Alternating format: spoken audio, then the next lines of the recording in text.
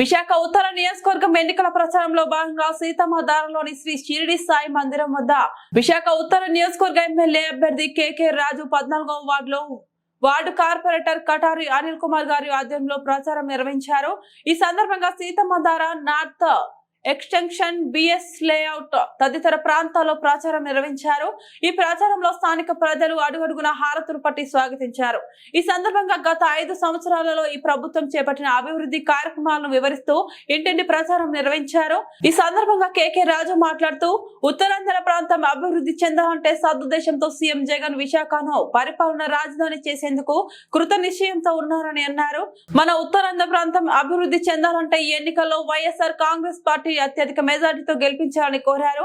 కావున ఈ ఎన్నికల్లో ప్రతి ఒక్కరూ ఫ్యాన్ గుర్తుపై ఓటు వేసి మంచి చేసిన మన వైఎస్ఆర్ కాంగ్రెస్ పార్టీని గెలిపించాలని సందర్భంగా కోరారు.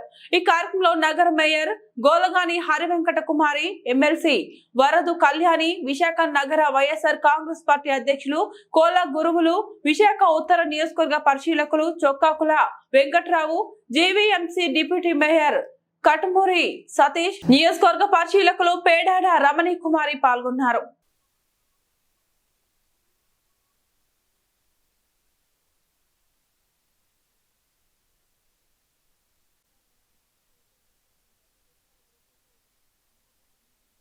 ఎంపీ అభ్యర్థిగా బొత్స ఝాన్సీ గారిని ఇక్కడ విశాఖపట్నం నుంచి నార్త్ నుంచి కేకే రాజు గారిని పెట్టడం జరిగింది. తప్పకుండా మనం ఫ్యాన్ గుర్తుకు ఓటేసి గెలిపించవలసిన బాధ్యత మనందరి మీద ఉంది. ఎందుకంటే మన ముఖ్యమంత్రి గారు శ్రీ వైఎస్ జగన్మోహన్ రెడ్డి గారు ఆంధ్రప్రదేశ్ని ఒక ఆదర్శవంతమైన ఆంధ్రప్రదేశ్గా ముందుకు నడిపిస్తూ సంక్షేమము అభివృద్ధి రెండు కళ్ళల్లా భావిస్తూ ముందుకు వెళ్తున్న ముఖ్యమంత్రి శ్రీ వైఎస్ జగన్మోహన్ రెడ్డి గారు 2019లో వైఎస్ఆర్ కాంగ్రెస్ పార్టీ ప్రభుత్వం అధికారంలోకి వచ్చిన తర్వాత జగన్మోహన్ రెడ్డి గారు ఏ విధంగా వెనుకబడిన వర్గాల వారు అన్ని అభ్యున్నతి సాధించి ప్రగతి పదంలో ప్రయాణించాలని ఆయన విద్యా వైద్య రంగంలో తీసుకొచ్చిన సంస్కరణలు ఈ రోజు చదువుకోవాలనుకునే తాపత్రయం ప్రతి ఒక్కరిని కూడా విద్యావంతులను చేయడమే లక్ష్యంగా ఆయన తీసుకొచ్చిన అమ్మఒడి కానీ విద్యా కానుక, విద్యా దీవెన, మనబడి, నాడు నేడు కార్యక్రమాల ద్వారా ప్రభుత్వ పాఠశాలల్ని ప్రైవేటు పాఠశాలల కంటే కూడా తీర్చిదిద్దిన విధానం. అదేవిధంగా మహిళలకు సంబంధించి మహిళల ఆర్థిక స్వావలంబన సాధించాలనే ఉద్దేశంతో జగన్మోహన్ రెడ్డి గారు తీసుకొచ్చిన తోడు, చేదోడు, చేయిత, వైఎస్ఆర్ ఆసరా పథకాల ద్వారా పేదరిక నిర్మూలనలో ఈ రోజు ఏ విధంగా జగన్మోహన్ రెడ్డి గారు ముందడుగేశారో దానికి మీరే ప్రత్యక్ష సాక్షులు. అన్నిటికంటే కూడా ముఖ్యంగా ఈ రోజు ఉత్తరాంధ్ర ప్రాంతానికి సంబంధించి ఈ రోజు మనందరికీ కూడా ఇప్పుడు జరుగుతున్న ఎన్నికలు ఉత్తరాంధ్ర ప్రాంతంలో నివసించే ఈ ప్రాంతంలో పుట్టి పెరిగిన ప్రతి ఒక్కరికి కూడా మన ఆత్మాభిమానానికి, ఆత్మగౌరవానికి సంబంధించిన విషయం.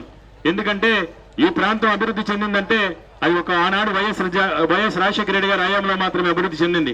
1995 నుంచి మీరందరూ కూడా ఆలోచించాలి. 1995 నుంచి 2004 వరకు కూడా చంద్రబాబు నాయుడు గారు ముఖ్యమంత్రి ఉన్నప్పుడు 9 సంవత్సరాలు హైదరాబాద్ అని మన ప్రాంతాన్ని నిర్లక్ష్యం చేసి మన ప్రాంతానికి అన్యాయం చేసి ఉత్తరాంధ్ర ప్రాంతాన్ని వెనక్కి నెట్టివేయడం జరిగింది.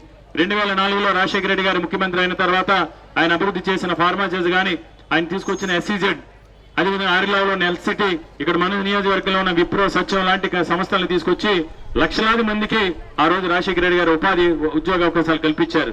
దురదృష్టవశాత్తు రాజశేఖర రెడ్డి గారు చనిపోయిన తర్వాత మళ్ళీ రాష్ట్రం విడిపోయిన తర్వాత 2014లో జరిగిన ఎన్నికల్లో మళ్ళీ జనసేన, బీజేపీ, తెలుగుదేశం పార్టీ కూటమి అధికారంలోకి వచ్చిన తర్వాత ఏ విధంగా 9 సంవత్సరాలు హైదరాబాద్ అని మనకు అన్యాయం చేశారో మళ్ళీ ఇప్పుడు అమరావతి పేరుతో ఈ ప్రాంతానికి తీరని అన్యాయం చేస్తున్నారు. కాబట్టి మీరందరూ కూడా ఆలోచన చేయండి.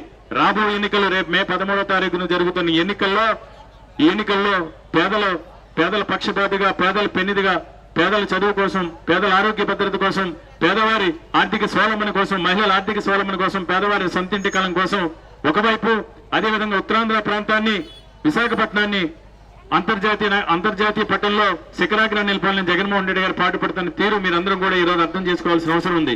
ఎందుకంటే ఈ రోజు పొరపాటున కూటమి అభ్యర్థులకి కనుక మనం ఓటు వేస్తే బీజేపీ ఈ రోజు మనకి విశాఖపట్నం అభివృద్ధి చెందిందంటే దానికి కారణం స్టీల్ ప్లాంట్ మాత్రమే. కాబట్టి పొరపాటున బీజేపీ అభ్యర్థి కనుక ఓటు వేస్తే స్టీల్ ప్లాంట్ ప్రైవేటీకరణకు మనం ఆమోదం తెలిపినట్టని ప్రతి ఓటర్కి కూడా తెలియజేయండి. పొరపాటున బీజేపీ అభ్యర్థి కనుక ఓటు వేస్తే షిప్ యార్డ్ ప్రైవేటీకరణకు మనం ఆమోదం తెలిపినట్టని ప్రతి ఓటర్కి కూడా తెలియజేయండి. పొరపాటున బీజేపీ అభ్యర్థి కనుక ఓటు వేస్తే పోర్టు ప్రైవేటీకరణ కూడా మన ఆమోదం తెలిసినట్టని మనందరం కూడా ఈ రోజు ఆలోచించాల్సిన అవసరం ఉంది. ఉత్తరాంధ్ర ప్రాంతం అభివృద్ధి చెందాలన్నా, విశాఖపట్నం పరిపాలనా రాజధానిగా రూపాంతరం చెందాలన్నా, విశాఖపట్నంలో ఉత్తరాంధ్ర ప్రాంతంలోన మన బిడ్డల నిరుద్యోగ యువకులకి ఉపాధి ఉద్యోగ అవకాశాలు కావాలన్నా అది ఒక వైఎస్ జగన్మోహన్ రెడ్డి గారి వల్ల మాత్రమే సాధ్యమవుతుంది.